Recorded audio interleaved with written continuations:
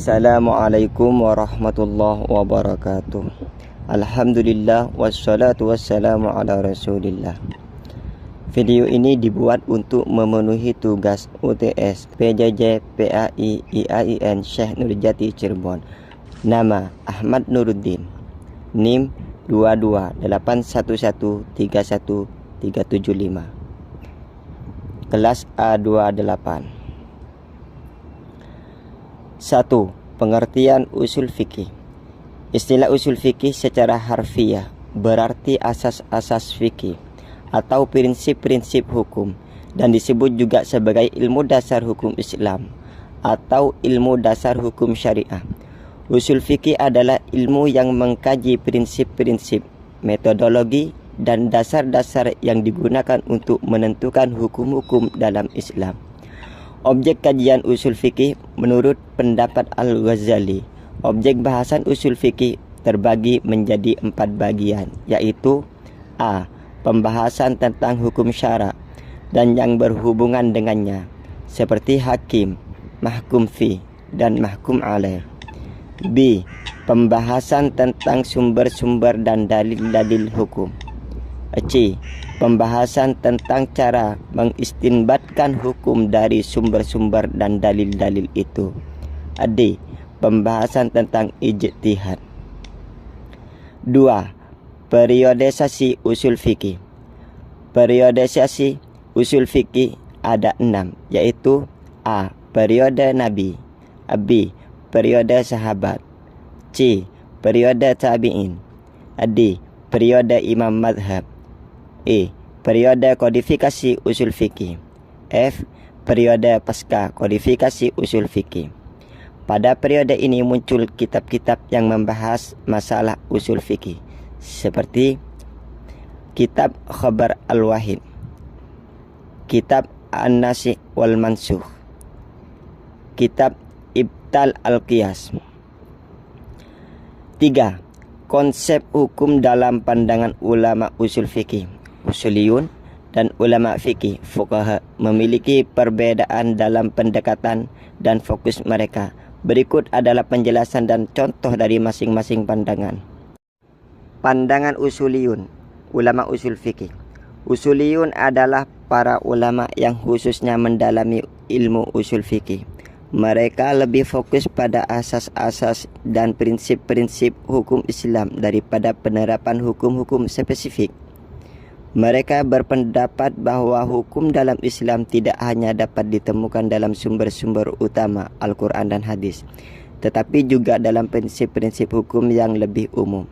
Contoh, salah satu prinsip hukum Islam yang sering dibahas oleh usuliyun adalah maqasid asy-syariah, yaitu tujuan dan maksud syariah. Mereka berpendapat bahwa hukum-hukum Islam harus dipahami dalam konteks mencapai kesejahteraan dan tujuan-tujuan syariah. Sebagai contoh, jika suatu hukum dapat merusak kesejahteraan masyarakat, maka hukum tersebut harus dianalisis dan mungkin diberlakukan dengan pengecualian. Pandangan ulama fikih, fuqaha. Ulama fikih atau fuqaha adalah ulama yang berfokus pada penerapan hukum-hukum Islam dalam kehidupan sehari-hari. Mereka mengkaji sumber-sumber utama seperti Al-Quran dan hadis, serta praktek-praktek hukum yang spesifik. Mereka berusaha untuk memberikan fatwa, pendapat hukum terkait situasi-situasi konkret. Contoh, seorang fuqaha dapat mengkaji ayat-ayat Al-Quran dan hadis terkait dengan pernikahan untuk memberikan fatwa tentang pernikahan seorang muslim dengan seorang non-muslim. Mereka akan mencari rujukan langsung dalam sumber-sumber utama untuk memberikan pandangan hukum yang spesifik dalam situasi tersebut. Jadi, perbedaan utama antara pandangan usuliyun dan fuqaha adalah bahwa usuliyun lebih berfokus pada prinsip-prinsip hukum yang lebih umum, sedangkan fuqaha lebih berfokus pada penerapan hukum-hukum spesifik dalam konteks kehidupan sehari-hari. Keduanya memiliki peran penting dalam pengembangan dan penerapan hukum Islam. 4. Pandangan ulama usul fikih. Termasuk dalam konteks pemahaman hukum Islam terdapat konsep hukum taklifi dan hukum wadi. Berikut penjelasan singkat mengenai kedua konsep tersebut. Hukum taklifi. Hukum taklifi merujuk pada kewajiban individu untuk mematuhi hukum-hukum Islam. Ini berarti individu diberikan kewajiban atau tanggungjawab untuk mematuhi perintah dan larangan yang ditetapkan dalam Islam. Hukum taklifi mencakup berbagai tingkatan kewajiban seperti wajib, sunnah, mandhub, makruh dan haram. Contoh, salat 5 waktu adalah wajib bagi setiap muslim dewasa yang berakal. Ini adalah contoh hukum taklifi yang mengikat individu untuk memenuhi kewajiban tersebut. Tidak melaksanakan solat adalah dosa dalam pandangan hukum taklifi. B. Hukum wadi. Hukum wad'i mengacu pada hukum yang tidak memiliki dasar hukum yang kuat atau eksplisit dalam sumber-sumber hukum utama, tetapi dibuat berdasarkan pertimbangan kepentingan maslahah atau hukum mengatasi situasi yang muncul.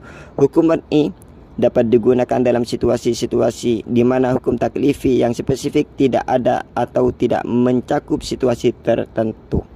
Contoh, penggunaan hukum istihsan dalam fikih adalah contoh hukum wad'i.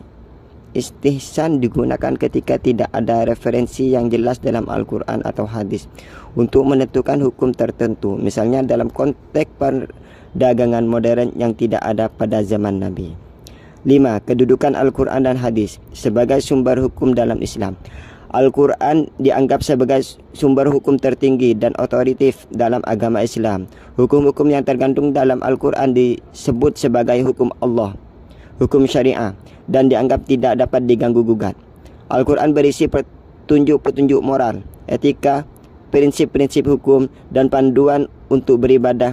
Oleh karena itu, hukum-hukum yang terdapat dalam Al-Quran mencakup berbagai aspek kehidupan, termasuk ibadah, hukum pidana, hukum keluarga, dan lainnya. Hadis menjadi sumber hukum kedua dalam Islam dan memiliki peran yang sangat penting dalam menjelaskan dan mengklarifikasi hukum-hukum Islam yang terdapat dalam Al-Quran. Hadis membantu untuk umat Islam memahami konteks dan aplikasi hukum-hukum yang terdapat dalam Al-Quran. Hadis terdiri dari 2 jenis utama, hadis sahih dan hadis dhaif. Hukum-hukum Islam didasarkan pada hadis-hadis sahih dan keabsahan hadis ditentukan berdasarkan metode ilmiah yang ketat. Kedudukan Al-Quran dan hadis dalam Islam tidak dapat dipisahkan karena keduanya bekerja sama dalam membentuk hukum-hukum Islam. Al-Quran sebagai sumber hukum utama memberikan prinsip-prinsip dasar, sementara hadis memberikan penjelasan dan aplikasi konkret dari prinsip-prinsip tersebut dalam kehidupan sehari-hari. Umat Islam harus memahami dan menghormati kedudukan keduanya dalam menjalankan agama dan hukum Islam. Sekian dari kami, kurang lebihnya mohon maaf. Assalamualaikum warahmatullahi wabarakatuh.